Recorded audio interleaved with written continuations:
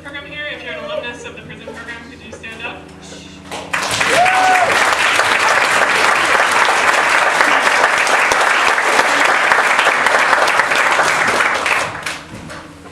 Great, so what I'm going to do is just lay out a lot of the basics of the program for you, and then we have a panel, and I'll introduce the panel to you, and then ask them a few questions, and there should be plenty of time for you all to ask questions. So we hope to have a lively exchange today.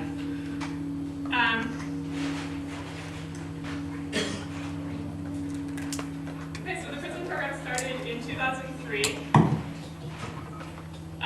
We started the program as a creative writing workshop, and the program was really started by students. So it was a student volunteer program, originally a creative writing program. And I think of this early period of the program as a period of great learning for the student volunteers who were going in.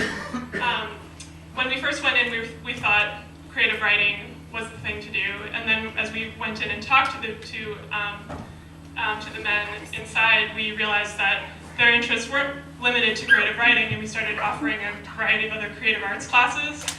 And we quickly realized that their interests weren't limited in that either, and started organizing other students to offer not-for-credit workshops in a variety of different disciplines, really any discipline that you can imagine on campus, except for chemistry.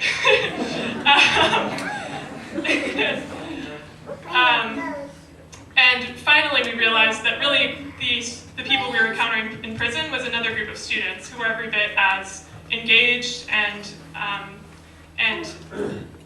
intellectual and really dedicated to learning as we were.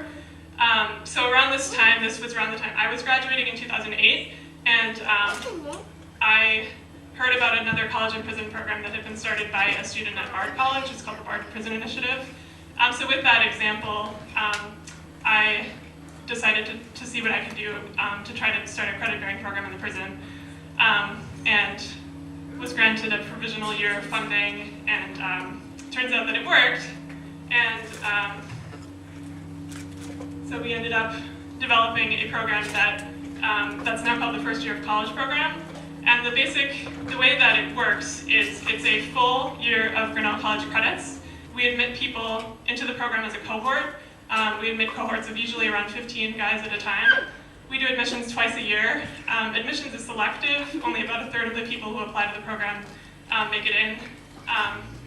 And then we have people go through a suite of preparatory classes, either in the summer or in the January term, that are classes at Grinnell, but like in the writing lab and classes like that.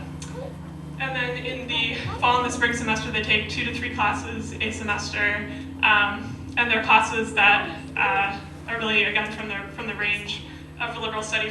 So for example, in the last year, we had classes on the history of science, Humanities 101, Introduction to Statistics, college writing, and listening to music. Can I picture? So, Can I picture? this program it's part of a consortium of colleges, liberal arts colleges, doing similar work that's headed at Bard College in New York. And we're in the consortium with Goucher College in Maryland, Wesleyan in Connecticut, and most recently Notre Dame in Indiana. And this consortium our involvement in the consortium is important because it places us in a national context. So we're operating this program at a time when there are more people in prison than ever before. There's about 1 in 100 Americans, adults in prison or jail at any given time. And the opportunities for college and prison are very scarce. There used to be hundreds of college and prison programs in the early 90s, but then Pell Grants were made unavailable for people in prison in 1994. And that was the funding for almost all of the college and prison programs, so hundreds of programs closed their doors overnight. So we're intentionally offering this program from a selective liberal arts college, partly to show what's possible for people in prison, that they can be students and do work that is at the same caliber as some of the best colleges in the country. And the flip side of that is that we're showing what a tremendous waste mass incarceration is. So that's our context for doing this work. Another important part of our story is our funding. Our program is covered entirely by donations. It's been paid for entirely by donations, mostly from Grinnell alumni. So this is a program that was started by Grinnellians, staffed by Grinnellians, funded by Grinnellians. It's a Grinnellian program through and through. Our student volunteer program remains a very important part of our program. We have between 50 and 70 student volunteers every semester. We operate the program in 3 different sites. So the first site is the Newton Correctional Facility. This is where our accredited program is, the first year of college program. And students offer a variety of classes. They propose a syllabus and then teach whatever class they propose. Those courses have become really important, especially in the context of the college program, because the program is selective. It's something that people can do if they're trying to get into the program. We have people who apply multiple times, and they use the student classes as a kind of preparatory class and a way to introduce themselves to college, the kind of learning that we do. We also have a math tutoring program there, and about 1 in 10 men at the Newton Correctional Facility participate in some sort of Grinnell programming in a given semester. We also work at the Iowa Correctional Institution for Women, which is the only women's prison in Iowa. We offer GED tutoring there. We'd like to do more, but it's kind of, it's an institution that's in transition because they've built a completely new prison and just moved everybody there. So they're kind of, we're waiting while they work out their administrative stuff. We also work at the Central Iowa Juvenile Detention Center in Eldora. So we used to work at the Iowa Juvenile Home, but you may have heard that it closed this last year. So we sort of moved our program to Eldora, which I was a little skeptical about because it's an hour and 15 minutes away. But my student coordinator said, of course we'll drive to Eldora once a week to do tutoring, and they did. So that was great. It's the only facility for delinquent youth in the state. So I'm often asked why we should do this as Grinnell College, and partly to answer that question, a couple of years ago we did a survey of all people who had participated in the program from campus, which many of you filled out, and I thank you for that. And the most striking part of that survey, from my perspective, was that almost every person said that participating in the program changed how they think about liberal arts education. So this is a program that is really at the heart of Grinnell College's mission. It's about education, expands how we think about education. It's a very powerful form of education, and it's really transformative for us on campus. I love you. Now I will invite our panel to join me.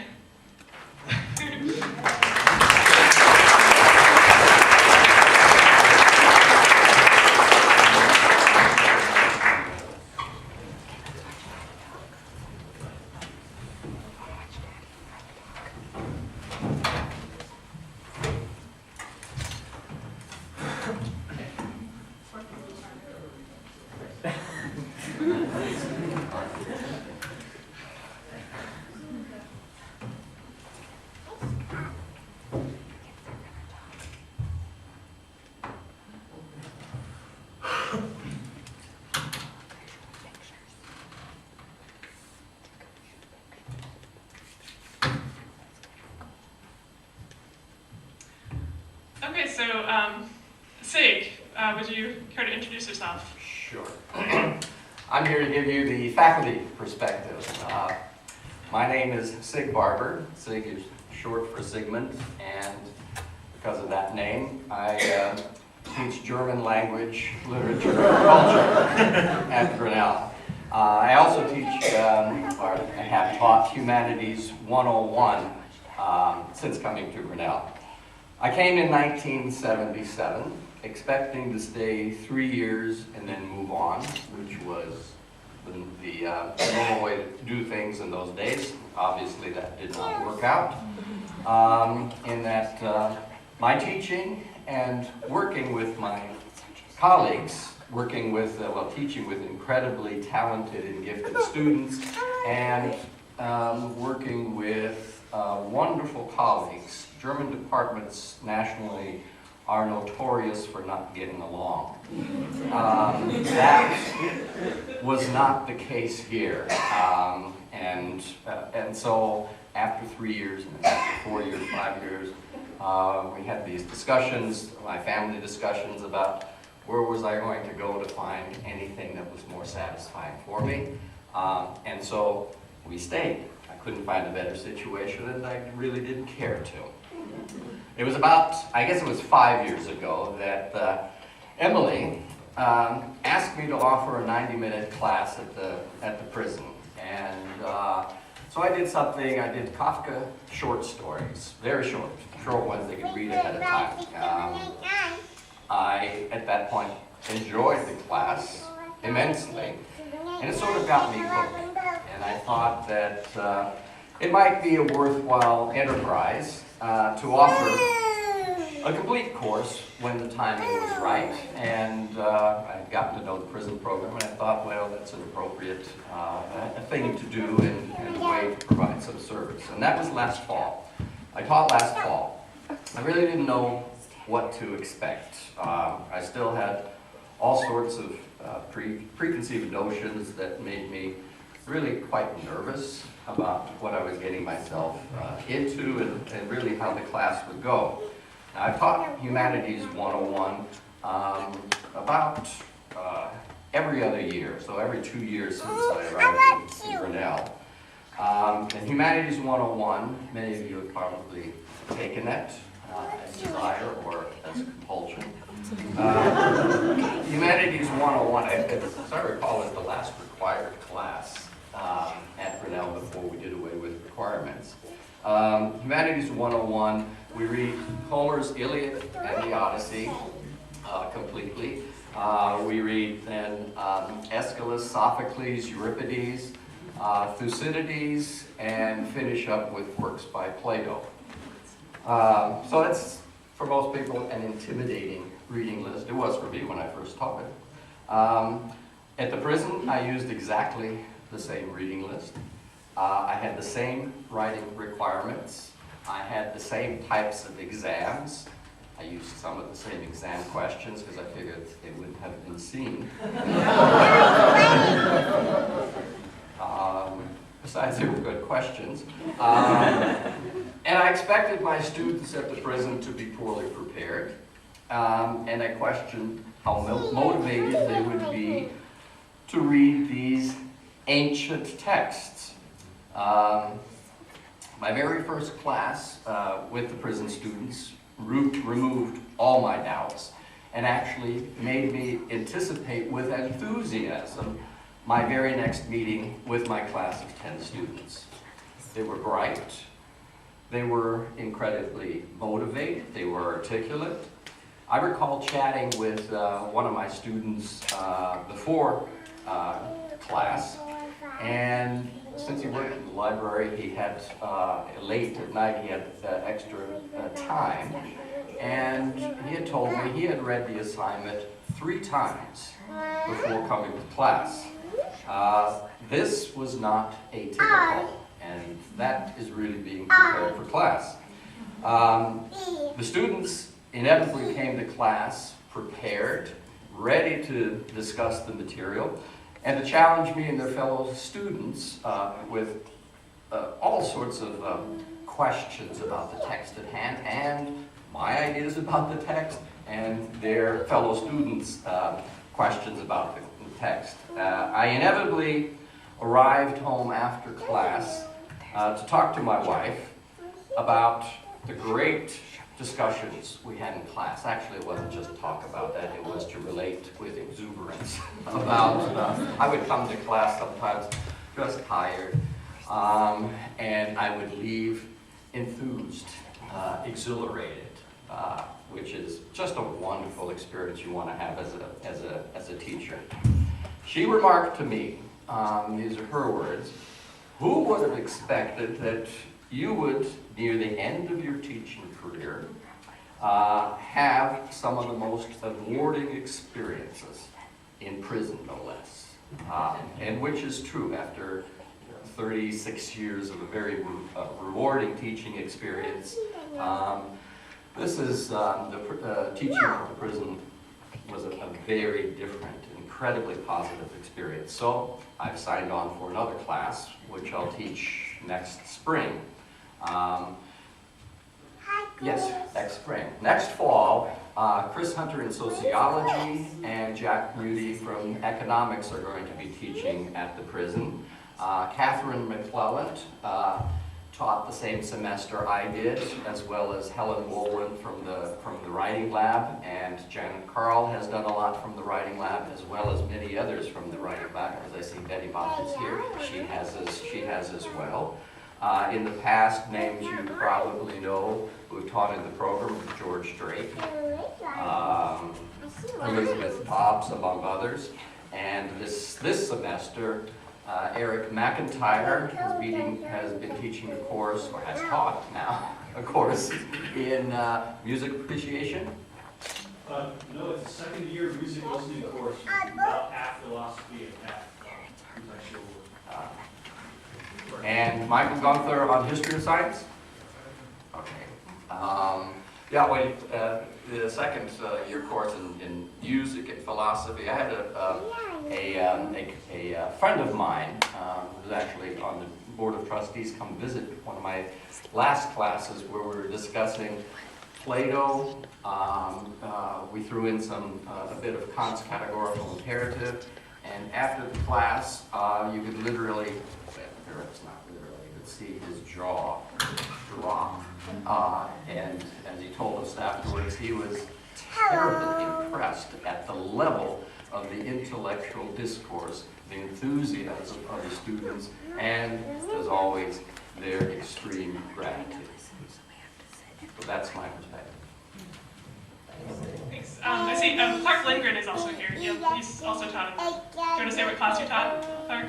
I forgot what it was called. Brain science And and human animal. That's right. That's what it's called. All right. Start with John, and just move down the line. Just introduce yourself quickly, and then I'll ask you questions. We'll have plenty of time to talk. All right, my name is John Hammers. I was with several other inmate volunteers at the beginning, and then we were paid to do it, to run the program from the inside, kind of Emily's job, from the inside at the very beginning of the program, precisely. And then I was there for about 3 classes, and then I discharged, and it's been growing exponentially ever since. I'm Mike Cosby. I spent a couple years in the program. When they started offering it for credit, I went through the pilot program, and then I was one of the first graduates of the first year college program. Kyle Worth, did 2 semesters in the class. So, what were your experiences like in the program when you were in prison? How did it affect your life while you were there? Any of you jump in? While we were there, Yeah. it kind of made prison fall away, because it became all-encompassing, something so good, and something that you need to devote all of your being to, just to even pass the classes, that it kind of brought that outside world into the prison and made the prison mentality and all that an abstract idea. Whereas before, the outside world was the abstract idea of living in prison. Now it kind of melded too and really cut down on that, what is it called? Incarcerated. Institutionalization. Institutionalization that happens inevitably, especially with long-term. I agree perfectly. That's a perfect way to put it. The workload was so heavy. We didn't have time to do nothing else. But 2, as well as educating yourself, in a lot of ways, we were freeing ourselves, you know what I mean? I didn't know anything about orchestra. I didn't know anything about poetry. I hated math, still hate math. I agree completely. But these are new things, you know what I'm saying? And nothing makes the time pass in prison better than new things, learning new things. In a place that's so negative, it was the most positive thing we could have did. I mean, just like a beacon of light. This is how you get out. And I know for me, every person has input, but I know for me, the matriculation process from prison after 12 years back into society, because I just discharged from jail in prison, one day I'm not. It was instrumental because I'd already been talking to students, poet laureates, instructors, volunteers, and I just stepped right out into the world, and I was already part of the world. So it helped the rehabilitation process in that part. Sure. Prior to the program, I had spent 6 years in and out of and, I had no direction, no purpose. I was depressed. I didn't know what the rest of my life was going to look like. I had no real hope of changing the things I had done. And just by sheer luck, I got transferred to Newton. And one day, I was walking down the hall and I saw one of the not-for-credited classes offered. And so I applied for that. And after taking the not-for-credit classes gave me the confidence to eventually apply for the for-credited program, which I got accepted into. Great. John, you started this conversation, but how do you think your experience in the program has affected your life since you've been released from prison? Well, I can kind of put it simply, it helped me become a better person, a better man, the kind of man that the very loud little girl up there deserves. Well,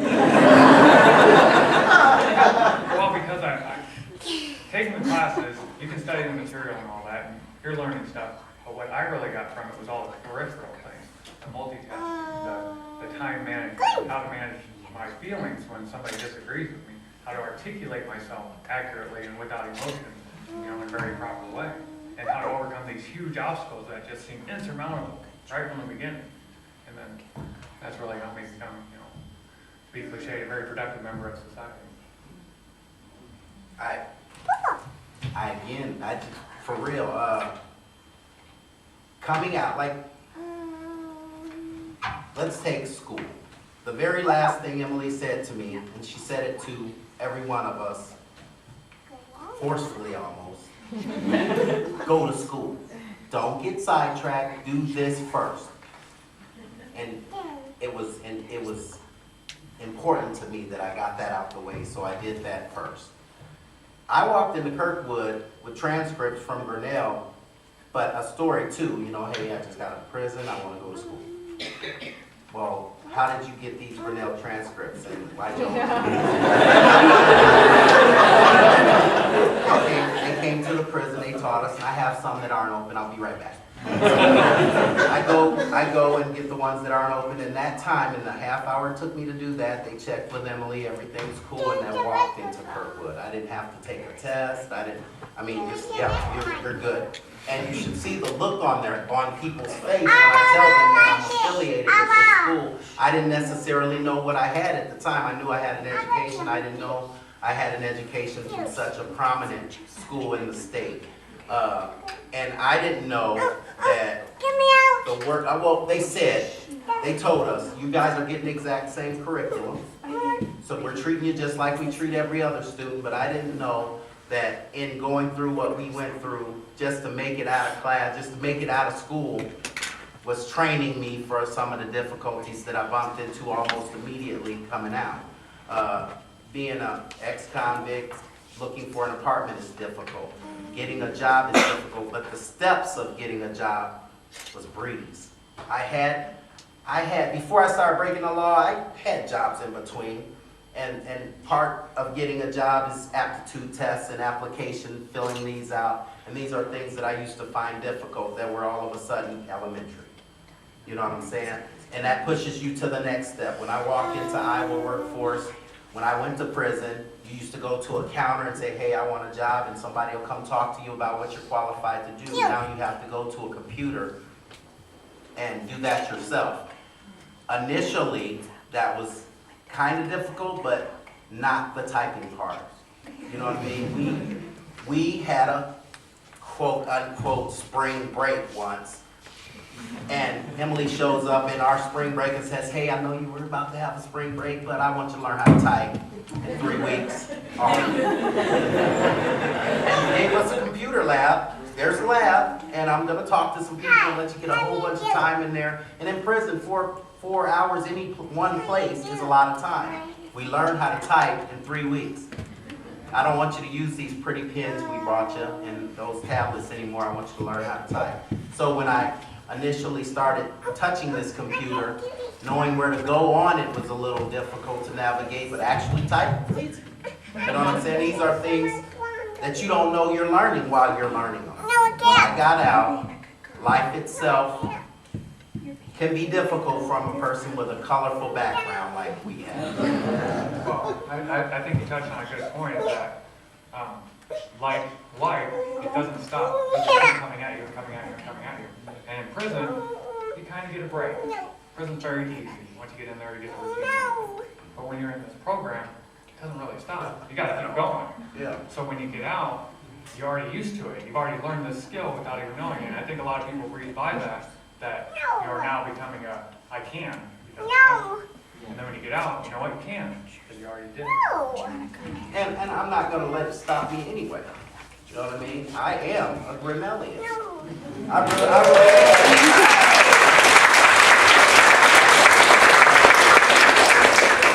The education that I took from the prison program into Kirkwood, I didn't go back into the academia. I went into welding. You know what I'm saying? But it does apply when we get to talking about metallurgy, when you get to talking about we call it fabrication math. I took statistics, which is a whole different kind of math. I don't even call it math, it's like science. And she was just, oh my goodness, I'm not gonna let you quit this, Mike. Catherine McCullough. I want to quit bad, real bad. Give me a D. I'll take a D. She wouldn't let that go. You know, this is something you're gonna end up needing.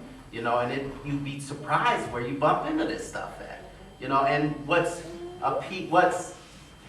good about it? What makes me feel good is the surprise on people's faces when they see that I know a little bit about this. You know what I mean? It was probably one of the most difficult things that I've ever done intellectually. And I can't say enough about this woman because she genuinely believes that any adult can do this. You know what I'm saying? I personally disagree, but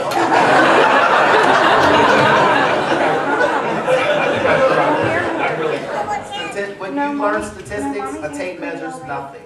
You know what I'm saying?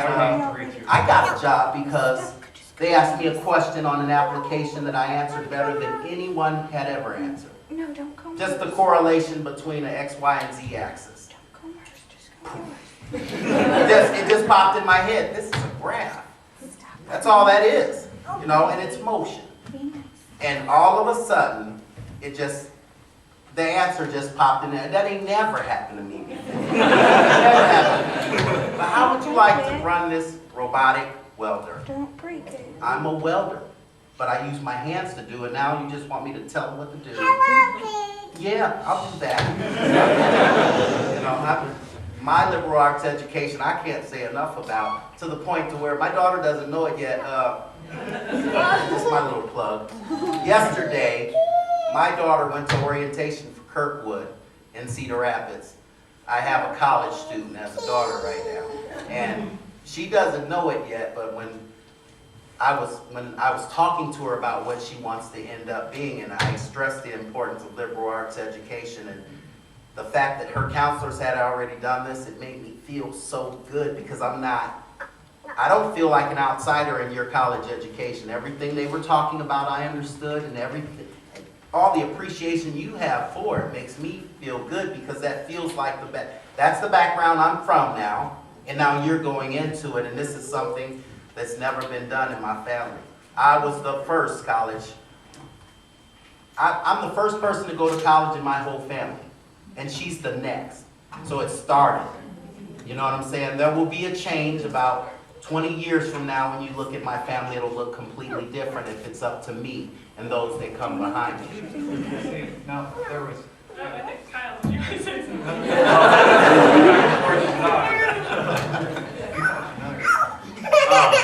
Yeah, prior to getting into the ground program, I couldn't even read the bus schedule. I wasn't very bright, and No, sit. it took some time. So after taking some of these more challenging courses and getting one of Sandy's course packets, going to Kirkwood was something.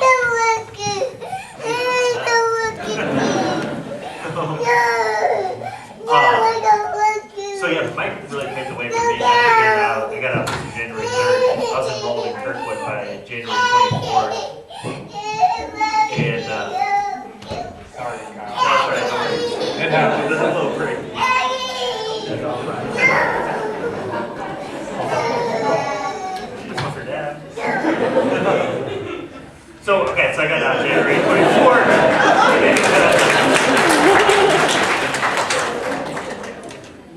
And I enrolled in 15 credits, and right fresh out of prison, I spent 7 years looking at gray walls, and the liberal arts and prison program gave me a momentum and a confidence that I had never had before.